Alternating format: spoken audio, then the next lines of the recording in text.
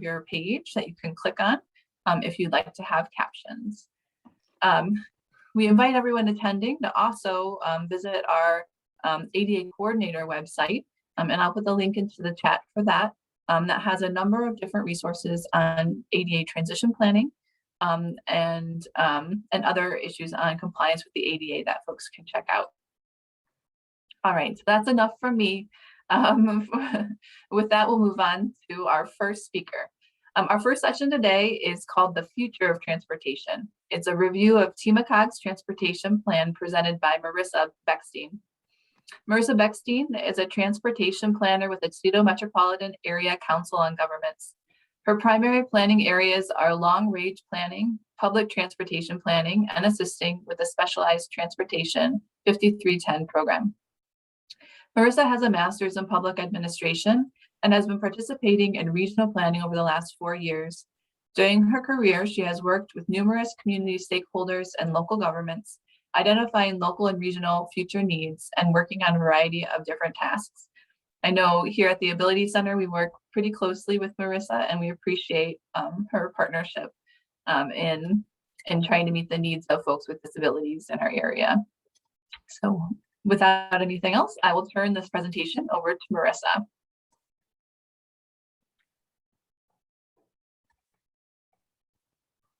Hi, everyone. Like Katie said, my name is Marissa Bechstein, and I'm a transportation planner with TMACOG.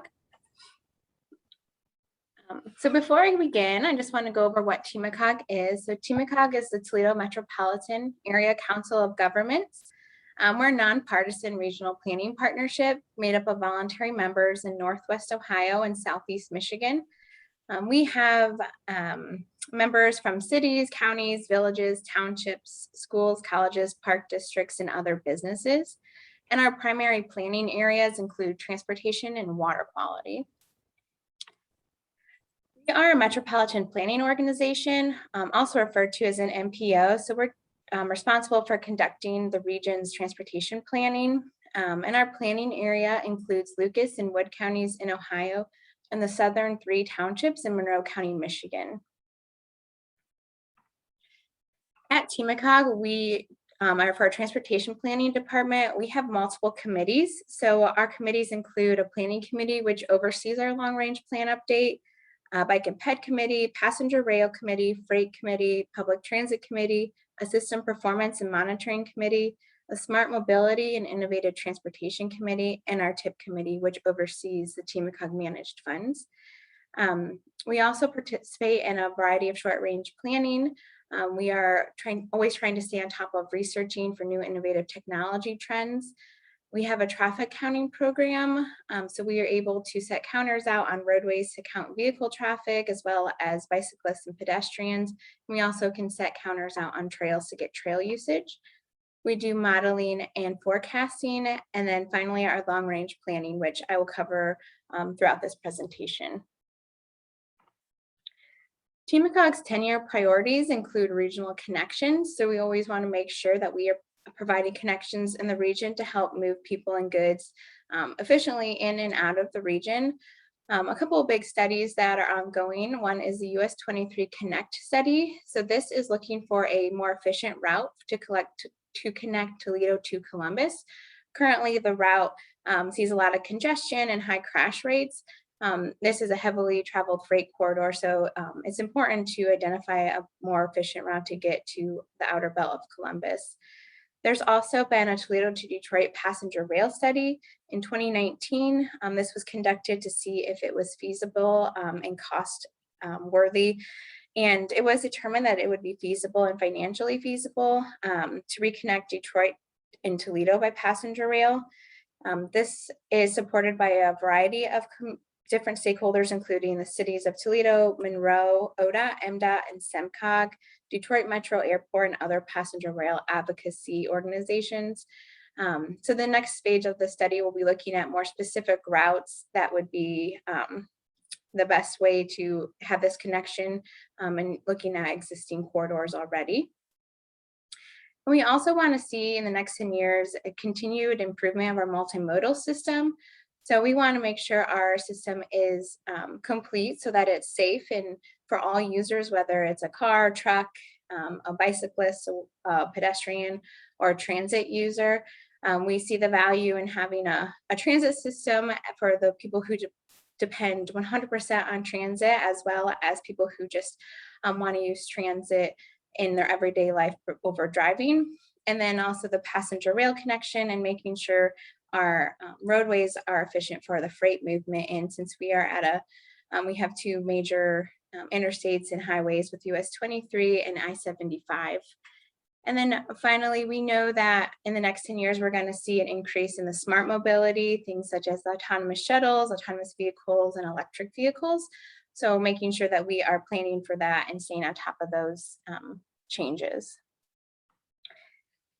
So I'm going to cover our long-range transportation plan. This was completed, our last update was completed in June and July of 2020. It is called On the Move 2045 Transportation Plan. A long-range transportation plan is required to have a planning horizon year of 20 or more years. Ours currently has a horizon year of 25 years. It must be multimodal. We have performance measures and targets included in the plan. Those are things like safety, pavement condition, bridge condition, transit safety targets, and time travel reliability targets. It's developed with extensive public and stakeholder involvement. It's fiscally constrained, and we do have an air quality conformity component to the plan. The goals of the plan are, the plan is structured around these goals. So we have safety, which is to reduce traffic-related fatalities and serious injuries across all modes. Infrastructure condition, to maintain and improve the transportation system to a state of good repair. Congestion reduction, reduce congestion on the national highway system. System reliability is to improve the efficiency of the surface transportation system. Freight movement, strengthen freight access to national and international trade markets to support economic development. Environmental sustainability to protect and enhance the community and natural environments. Project delivery is to expedite project delivery to maximize effective use of public funds. Personal mobility, improve the quality and accessibility and efficiency of the multimodal personal transportation system. I mentioned earlier that one of the requirements is that the plan is fiscally constrained. All that is that we want to make sure the projects and ideas that we are including in the plan could be realistically achieved in the next 25 years.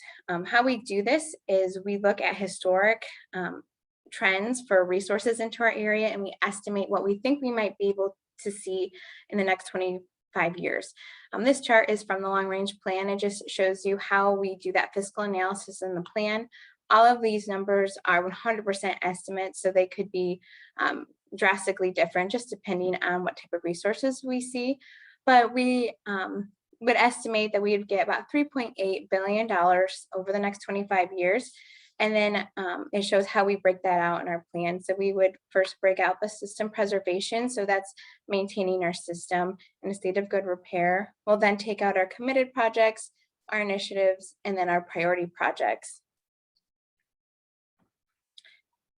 Our committed projects are projects that have significant regional commitment. So they either have full or partial funding, and that's either funding from the local, state, or federal level, or a mix of all three of those. And it covers all modes of transportation. Committed projects that have happened that you all might be aware of is the Door Street Interchange was on our committed project list. Some that are coming up in the future is the Sylvania Interchange at US 23 in Alexis and Monroe. We have a number of TARTA committed projects that are FTA funded projects. The noise wall construction that's ongoing was included in our committed list. And there's a multiple resurfacing projects and bridge improvement projects included on these lists. Our priority project list, these are projects that are developed through the public involvement and stakeholder involvement. They're projects that don't have commitment yet, but it's important for projects to be included in these lists because it can help give more points on applications for regionalization. Especially at TMACOG, our managed funds, we look to see if a project's included on this list. And projects can be on this list for 20 years, or they can be on this list for sort of one cycle of the updates. It just depends on how big the project is and what resources are available. And looking at our top 20 project list, we have all modes and all different types of projects that are included. We do score and rank these projects through using a scoring matrix, but we have projects that are corridor improvements. So these would be things like access management on large stretches of roadway, the typical widening projects that you see ongoing on I-75 and I-475. We have safety projects, so projects that include adding roundabouts or other measures to help improve safety in a roadway. And then we have transit projects and non-motorized projects. For a full list of all of these projects and some more specific details, you can go to the plan online at our website following the link at the bottom of the screen. I want to talk briefly about our priority transit projects. So these are included on this priority project list, but some of the projects that we have on this list include replacing the TARDA fleet, the Lucas Countywide Transit Initiative, upgrading transit stops to make them user-friendly and accessible, having a one-call, one-click transit information center. So this would be like the 211 line that the United Way has. It would be a number that individuals could call to get information on transit that's available for them. And then we also have the autonomous shuttle as a priority project on our list.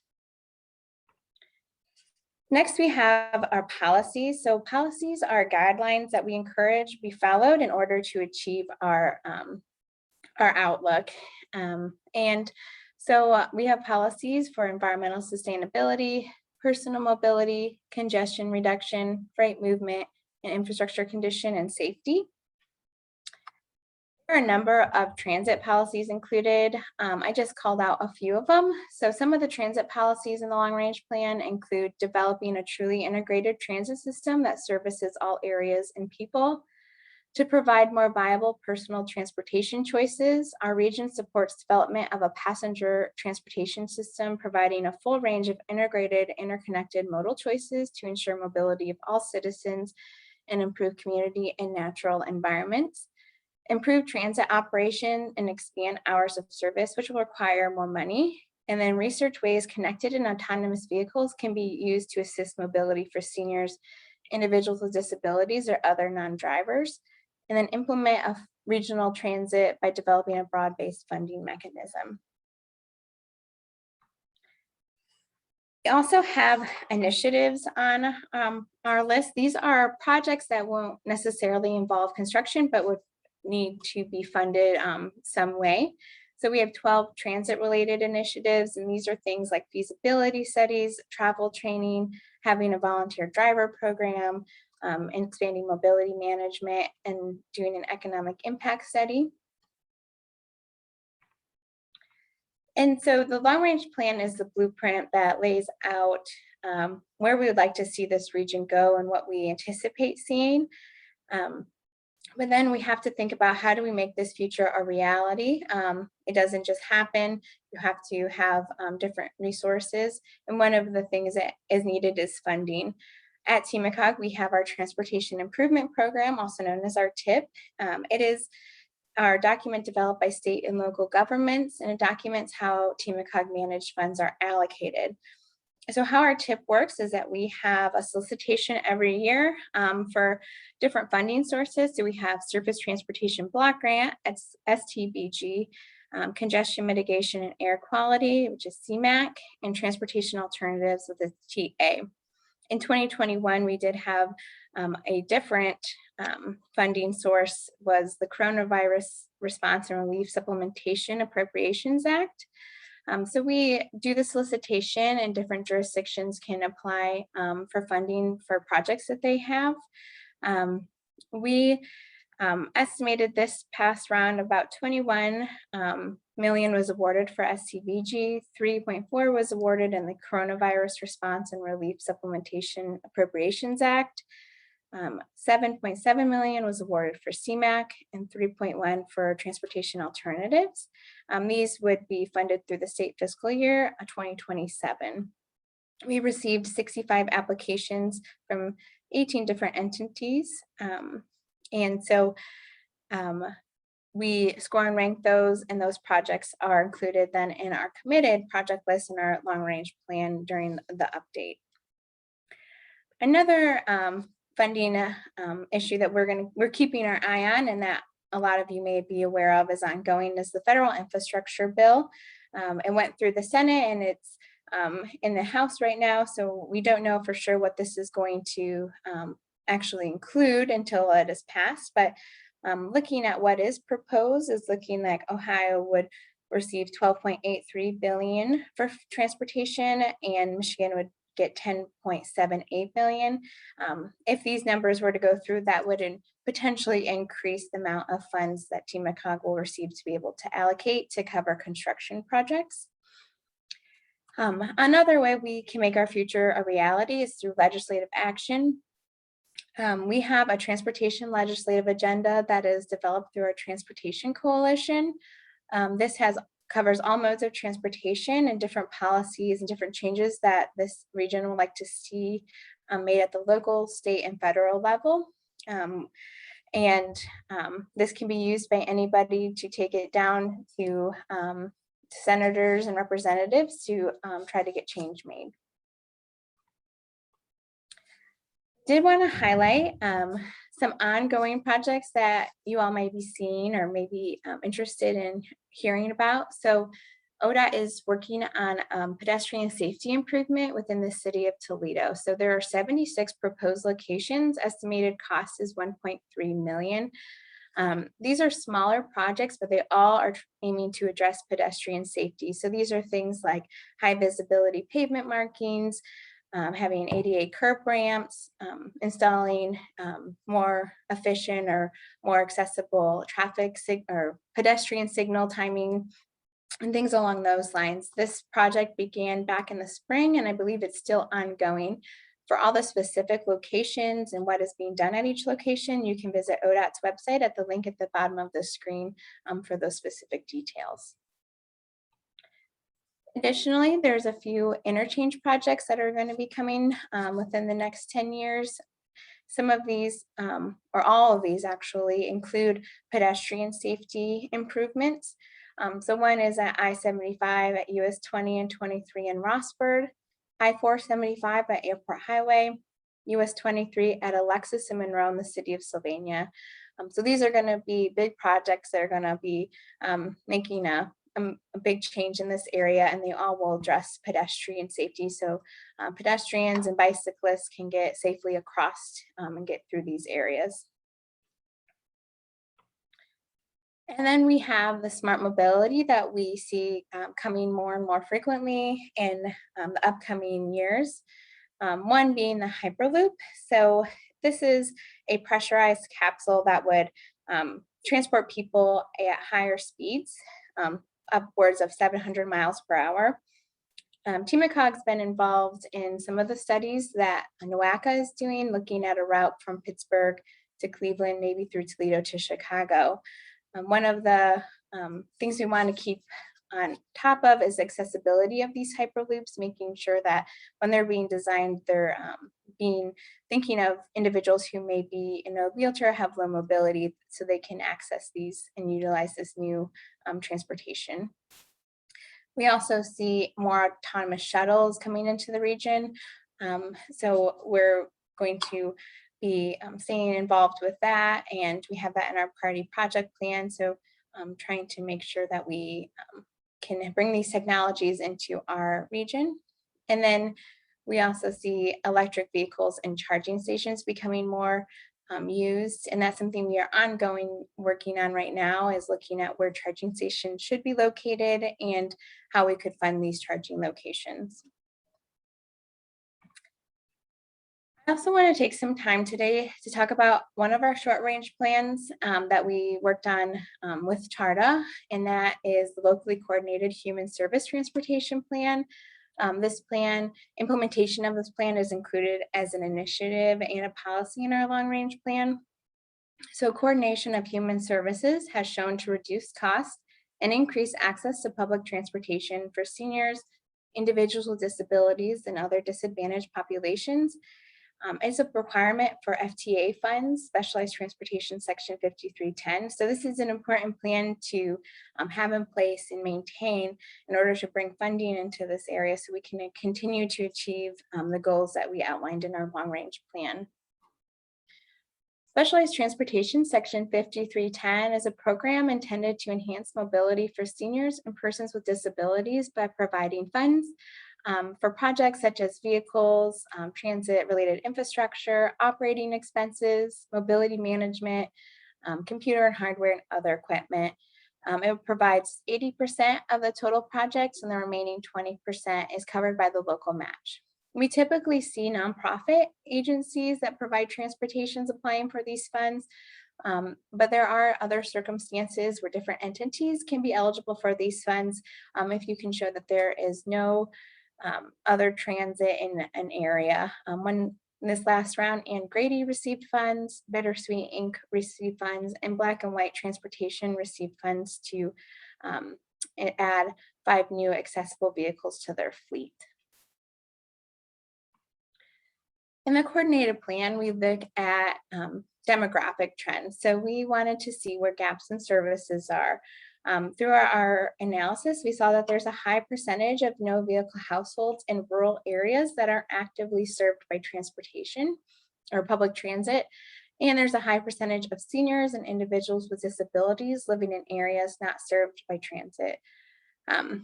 Having Lucas County-wide transit would help fill in some of these gaps, but there still will be different individuals who may need to use transit that don't have access to it. And that's why it's important to have coordination of these services and to identify what services are available in our region to help get everybody where they need to go. There are some challenges to coordination. One is liability issues. Another is access to regional transportation services. So some of these transportation providers, they stop at certain county lines or certain jurisdiction lines. So making sure that individuals can get across those lines when needed. And then finding and training drivers is always a challenge. Oversight of a transportation program can be a lot for a smaller agency, as well as managing a grant such as 5310 funds. Funding is another challenge, finding the funds to be able to provide transportation. Lack of education on transit that's available in the region. So this is why having a call center or more information readily available would come into play.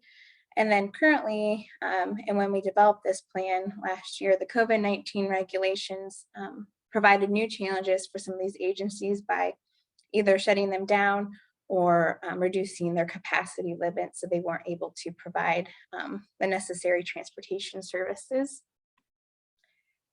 The plan goals, there's 6 of them. So 1 is to promote and expand the local mobility management program. Goal 2 is to improve paratransit and senior transportation services. Goal 3 is to improve access to employment. Goal 4 is to continue to identify gaps and needs in transportation. Goal 5, incorporate new technology to make using the transportation services more inclusive. And then goal 6 is to improve information sharing to transit users. Each of these goals have a number of objectives, and then each objectives have strategies. I won't cover all of those in detail because there's quite a few of them, but I will highlight a few of them. Under goal 3, there's an objective to encourage employers to set up a van pool program for employees through collaboration with transportation providers. Some of the strategies for this objective are to educate employers on potential resources for van pooling, engage employees to determine a need for van pooling. An objective under goal 5 is improve wayfinding. Strategies under this objective include developing an app that assists users in identifying transportation routes to get to key destinations, and work with the Visitors Bureau to develop ways to ensure visitors can get around the area. And then finally, under goal 6, there's an objective to update and install wayfinding, signage, and informational kiosks throughout the region. Strategies for this include developing a standard brand for signs so they're easy to locate and understand, prioritize high-use destinations, and work with users to identify what information would be useful. And then we also, through our public involvement of this plan update, a number of unmet needs were identified. These were provided different rankings.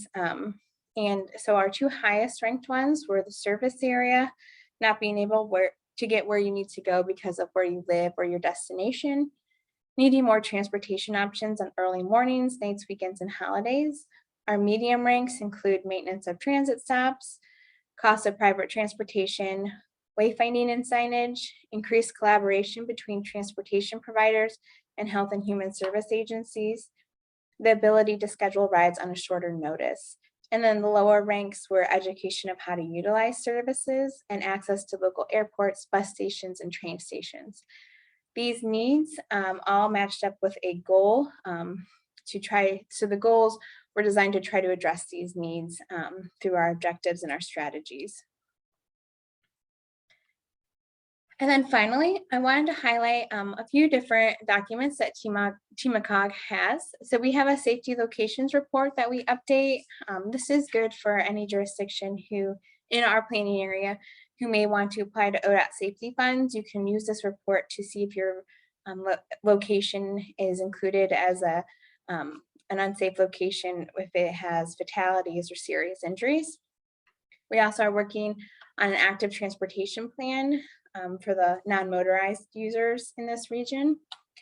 We have a multimodal needs assessment that we update. The next update will occur in 2023 before our next long-range plan update begins.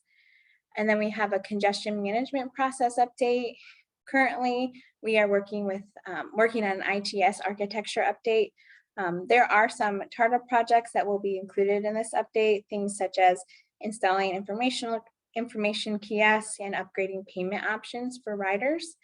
And then we do maintain a map portal or map gallery on our website. So we have a variety of different data that is accessible for anybody who would like to use it. So all of these resources and our map gallery are on our website at www.tmacog.org. And that is all I have for today. Thank you all. And at this time, I'll be happy to answer any questions.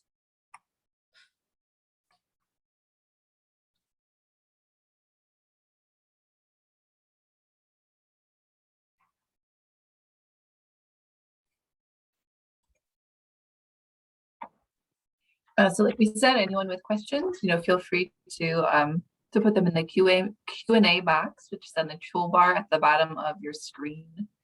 And then the Ability Center will be happy to read them off for Marissa.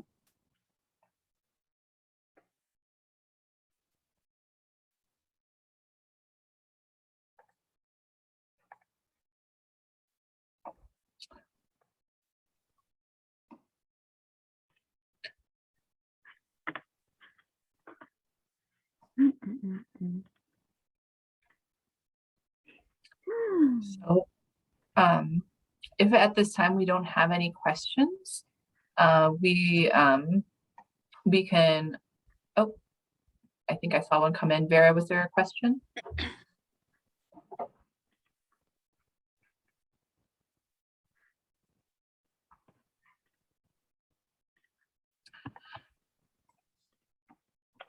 So there's a question in the Q&A from Joseph Bell from LEAP. It says, how do you coordinate cross-country transportation?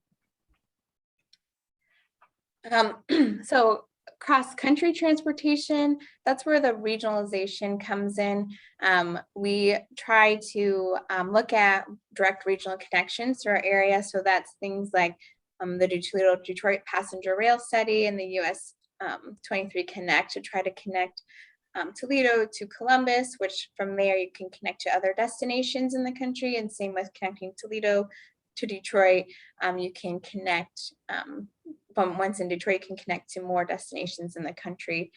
We do have different sister organizations, other NPOs around the country that we will coordinate with. So we coordinate closely with SEMCOG up in Detroit and the different NPOs in Ohio as well. And there's NPOs all over the country.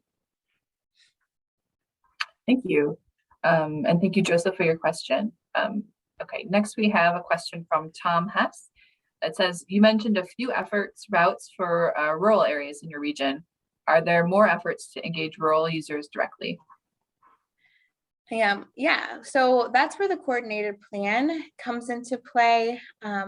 We actually are working with some of the rural counties around our counties to look at potential regionalization of coordination. So that would help increase routes in the rural areas, and maybe we'll be able, through that regionalization process, be able to identify how to connect individuals who live in the rural areas. All right, thank you, Tom, for your question as well. And then we have one question left. This is from Angie Goodnight, talking about pedestrian safety. How would a person with a disability get across the street where there's a roundabout safely?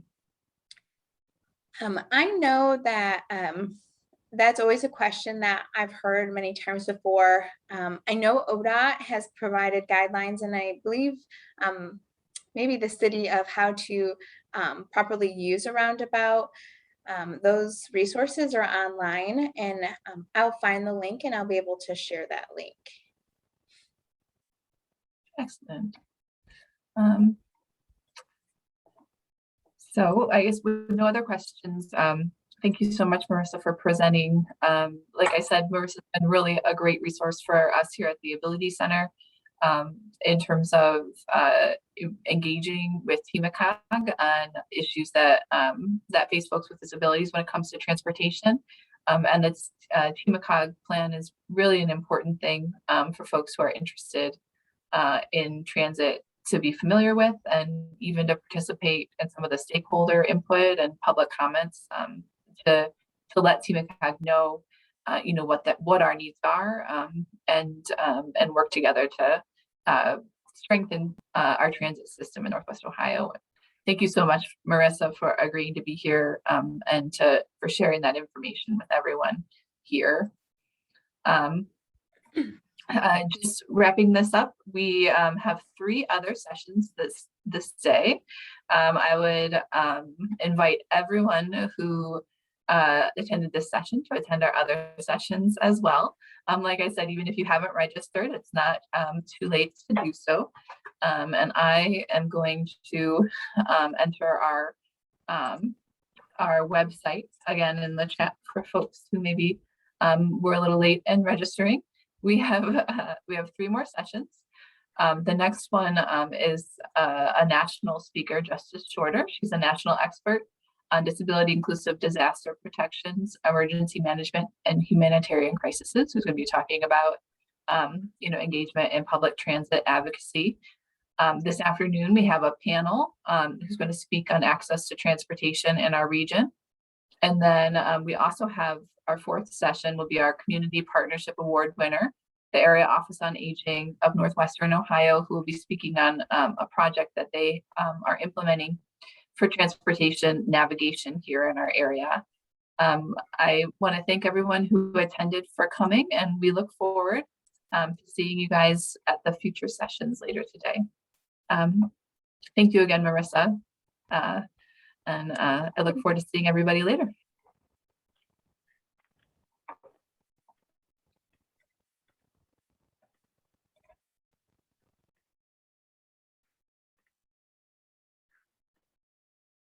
Mm-hmm.